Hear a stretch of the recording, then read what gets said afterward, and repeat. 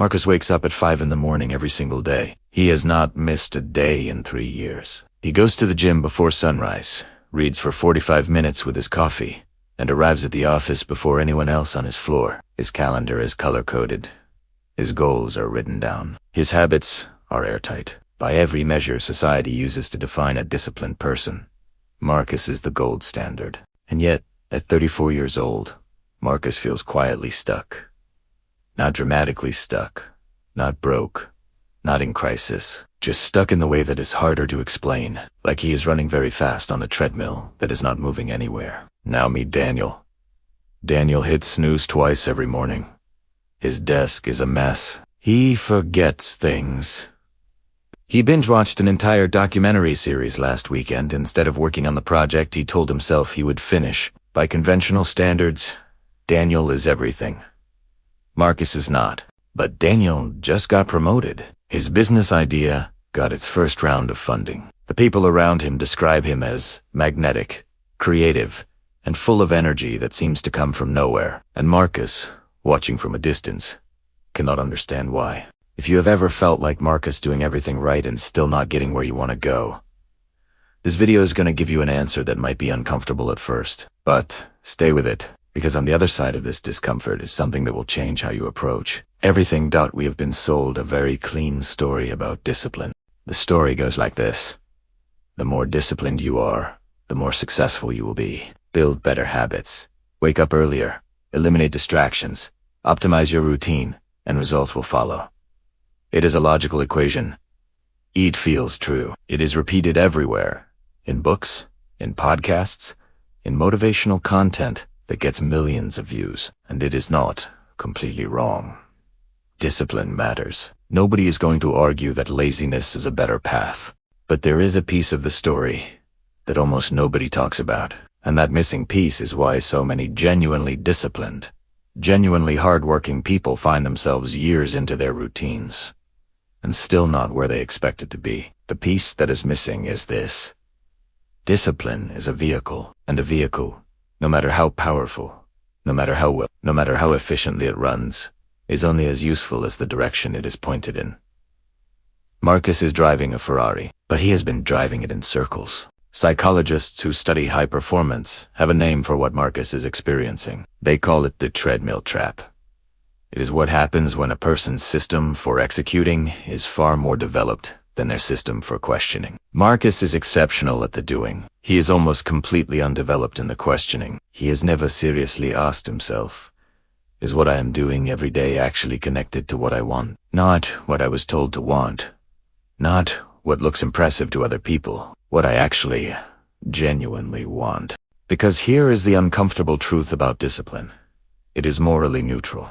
It does not care where it takes you. It will drive you toward a meaningful life with the same mechanical efficiency that it will drive you toward a life that looks great from the outside and feels hollow on the inside. Discipline without direction is just a very organized form of being lost. This brings us to something researchers call identity-based goal conflict, and it is more common than anyone admits. When we set goals and build routines around them, we almost never start from scratch. We start from an identity, a story about who we are and who we are supposed to become. That story is usually assembled from other people's expectations.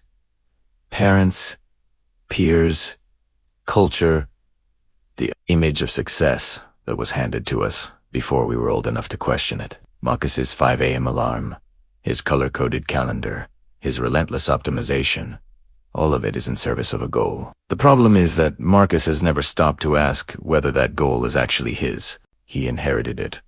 A polished Italiano. He built an entire discipline architecture around it, but it was never really his to begin with. And the body knows this, even when the mind refuses to. This is why highly disciplined people often experience a specific kind of exhaustion that lazy people do not. It is not the exhaustion of doing too much. It is the exhaustion of doing things that do not resonate. Psychologists call this ego depletion through misalignment. The energy drain that comes not from effort, but from effort pointed in the wrong direction. Every morning Marcus wakes up at 5. Some quiet part of him has to override an internal resistance that has nothing to do with laziness. It is his deeper self, pushing back against a direction it never agreed to. Now let us talk about Daniel, because Daniel is not succeeding despite his lack of rigid discipline. He is succeeding, in part, because of what replaces it. Daniel has something that Marcus does not. Researchers call it intrinsic motivation, the kind of drive that comes from genuine interest and personal meaning rather than external validation or inherited expectation. When Daniel works on his business idea, he is not checking a box. He is genuinely absorbed. He loses track of time. He thinks about it in the shower, on his drive home, in the middle of conversations about other things. Psychologist Mihaly Csikszentmihalyi spent decades studying this state. They called it flow, a condition of deep, effortless engagement where performance peaks and exhaustion drops. Daniel does not need an alarm to get excited about his work. The work itself pulls him forward. This does not mean Daniel is more talented than Marcus. It does not mean Daniel works harder. It means Daniel has accidentally stumbled into alignment. His actions are connected to something he actually cares about, and that alignment acts like a tailwind.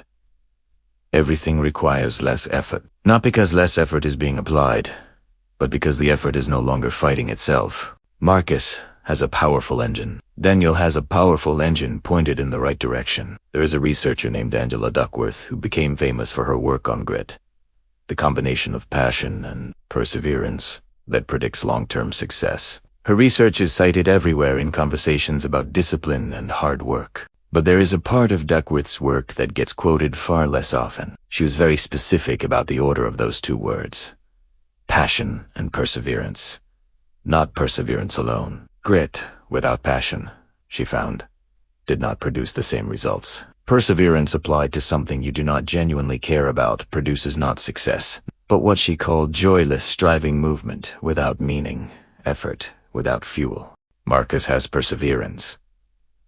He has it in abundance. What he is missing is the passion component, and without it, his extraordinary discipline is producing diminishing returns. Every year, he gets more efficient at moving in a direction that costs him more than it gives him.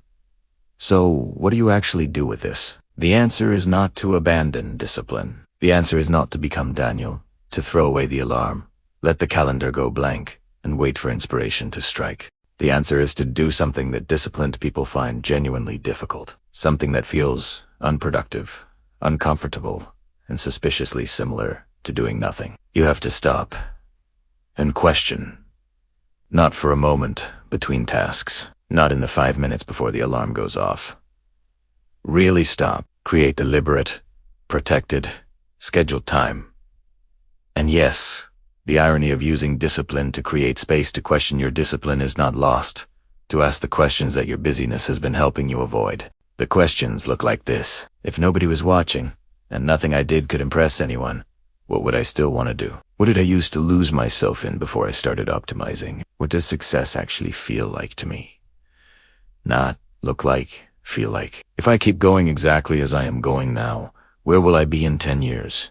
And does that place actually excite me? These are not easy questions. They will not give you clean answers on the first try. But they are the questions that separate the disciplined people who arrive somewhere meaningful from the disciplined people who arrive somewhere impressive and feel nothing when they get there. Marcus eventually had his moment of stopping. It did not come from a book or a video. It came from a conversation with his younger sister, Ashley, who asked him a simple question over dinner one evening. She looked at him across the table and said, "You do so much, but do you actually like any of it?" He laughed. Then he went quiet. Then he did not sleep that night. Over the next several months, Marcus did something he had never done in 3 years of disciplined mornings. He used that 5 a.m. hour not to execute, but to explore. He read things with no practical application. He tried things he had no reason to be good at. He followed threads of genuine curiosity with no destination in mind. And slowly, something shifted. Not his discipline. That stayed, but the direction it was pointed in began to change. And the work that it felt like grinding began to feel, for the first time in years, like something worth waking up for. The most dangerous version of failure is not the obvious kind. It is not the person who gives up, checks out, and stops trying. That failure is visible. It can be addressed. The most dangerous failure is the invisible kind. The person who is trying extremely hard, building impressive habits, maintaining extraordinary consistency, and moving with great precision and dedication, toward a life they never actually chose.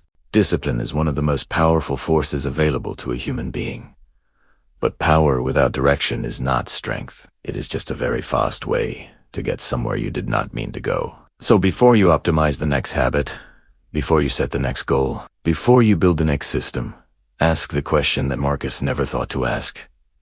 Not how do I get there faster, but is there where I actually want to go? The answer to that question is worth more than any alarm clock you will ever set. If this opened something in you, if you found yourself thinking about a goal you are chasing that might not actually be yours, I would love to hear about it in the comments below. And if you want to go deeper on finding the direction that is genuinely yours, the next video will give you a framework for exactly that. You can click on it right here. Thanks for watching. I hope this gave you something real. I will see you in the next one.